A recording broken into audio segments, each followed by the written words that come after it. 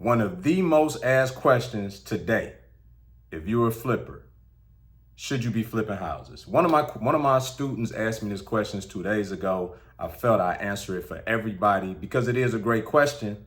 And I got a question for you in response to that. Are people still buying houses?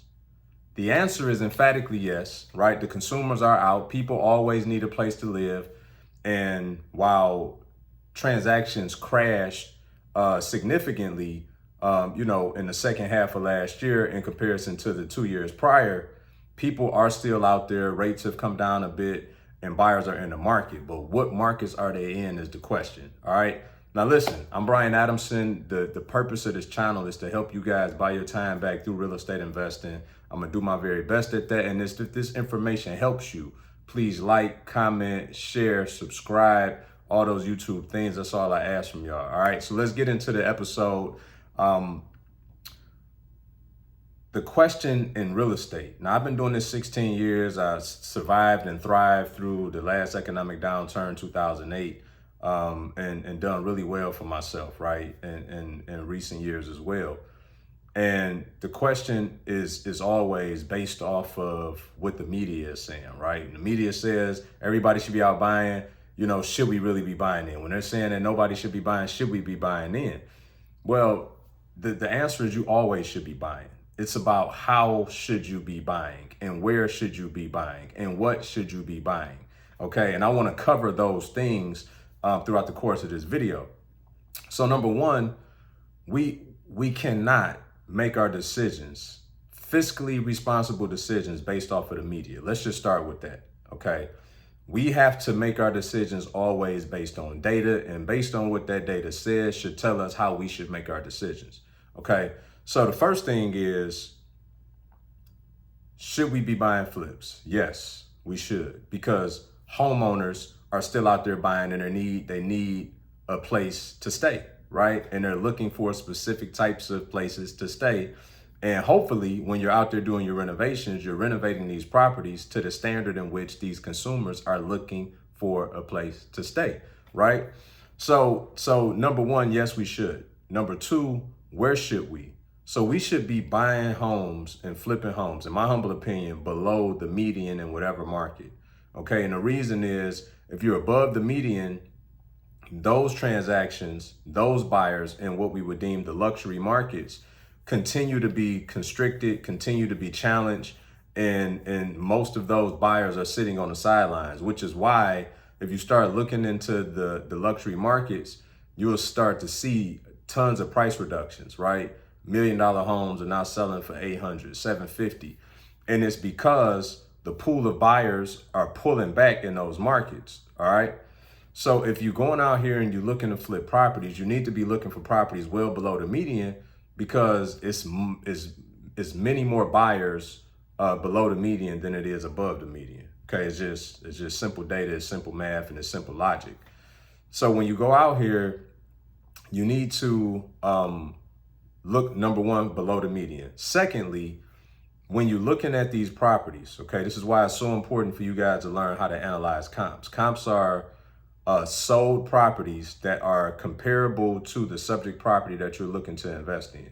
Okay, this is extremely important. Sold properties, not active properties, not pending properties, sold properties.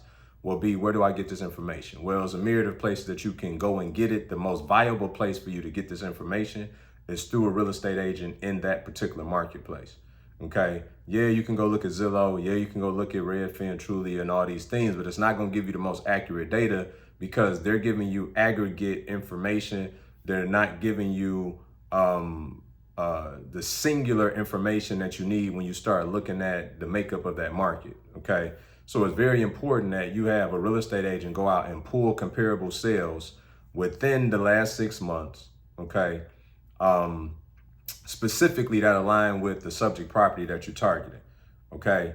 So when you start to look at your after repair value, which is synonymous with the projected sales price, you're going to derive that value from these comps. Okay. Now, there's some many factors that I can't get into in this video in terms of what makes a comp, but between yourself, your agent, right? Hopefully you guys know what those things are in terms of like the square footage, the structural comparison, right? There's many things that make this comp align with your subject property. That being said, when you go out and you pull the comps, you need to look at the days on market, right? That's a very, very key indicator about should you be in that marketplace. Now, typically what we will call to be a really active market would be 30 days or less. A hot market would be 10 days or less, right? A good market would be 15 days or less, right? Which means that from the time a property hits the market, it's going under contract within that time interval. Okay, this is very important. That means that when you list your property to sell after you finish the renovation, that you're procuring a buyer within that time frame, 30 days, 15 days, less than 10 days, okay? If you started looking to markets and properties are sitting 35, 45, 60 days, that's a slow market, okay? That doesn't mean your property won't sell, doesn't mean you shouldn't invest in that market. If the margin supports it, if there's enough meat on the bone, then maybe you can account for the fact that, you know, once I finish this deal, I'm gonna put it on the market. It may take me 60 days before I get a buyer. It may take me another 30 to 60 days to close thereafter. You can account for that up front if you anticipate it. Personally, I would stay away from those markets and try to stay within the ones that are 30 days or less, because that tells me there's a strong demand in that marketplace. There's more buyers, more foot traffic. I want to be in the largest pool of buyers, right? I don't care about how beautiful the project is. I don't care about the neighborhood. I don't care about the accolades of saying I did a deal in said market. I care about supply and demand. I want to supply a product in the highest environment of demand, okay? So days on market is very important. You want to look at that. You also want to look at list price versus sold price, okay? So let's just say, you know, properties are listing for 200,000, but they're selling for 180, right? Well, there's a delta within that. That means that either properties are being listed for too much, okay, or they're the buyers are just the buyers have the leverage and they're like, I'm not paying that for that, right? And so now the market is on a downward shift to 180.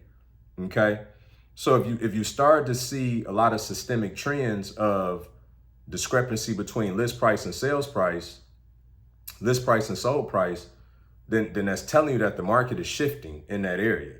So you need to adjust on the front end, because we make our money when we buy in real estate. The sale just consummates whatever job that we did up front when we analyze this thing, okay? So you need to account for that in the beginning when you're analyzing the property. You already want to know and not be overzealous to say, well, I'm gonna get 200 if the market is already showing you that it's sliding down to 180 and maybe even 170. Okay, that doesn't make it a bad deal, but you need to account for that up front, because then you need to adjust your offer price and in comparison with your rehab and all the rest of it to make sure that that deal still makes sense if the market is coming down and going the opposite direction. Okay, so looking at your comps, number one, looking at the days on market, number two, looking at the list price versus sold price is a very good indicator. And it's just incumbent upon you to not do what's called time the market, right? Or just be overzealous and thinking, oh, if I do this and I add this and I put quartz instead of granite, that's the fastest way to lose money. You have to trust the comps. You got to look at the comps and see, you know, is open concept a thing, right? If you got a closed-in kitchen, do you need to open it up? You know, what type of finishes are they using, right? Is it you know, a very tile heavy market versus engineered lumber, or versus you know, luxury vinyl tile or luxury vinyl plank?